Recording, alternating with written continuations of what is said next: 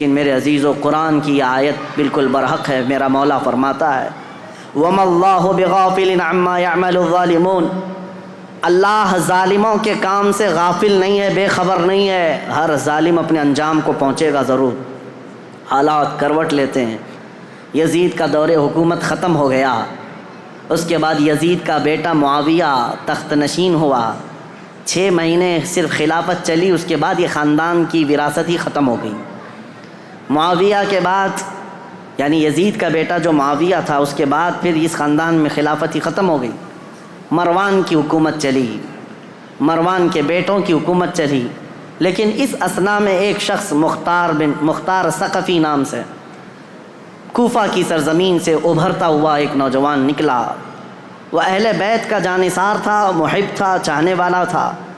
وہ کوفہ کی ساری طاقت و قوت کو اس نے جمع کر لیا، اور اسی دن سے اس نے طے کیا کہ رسول اللہ کے خاندان کے ساتھ جو ہوا ہے میں اس کا بدلہ لے کر کے رہوں گا، میں کفارہ ادا کروں گا۔ تھا تو کوفہ کا رہنے والا، اور اس نے اپنی پوری مجتمع طاقت کو لے کر وہاں کی سارے لوگوں کو جمع کر لیا۔ اس کے بعد پھر ایک ایک بعد دیگرے لوگوں کو ڈھونڈنا شروع کیا۔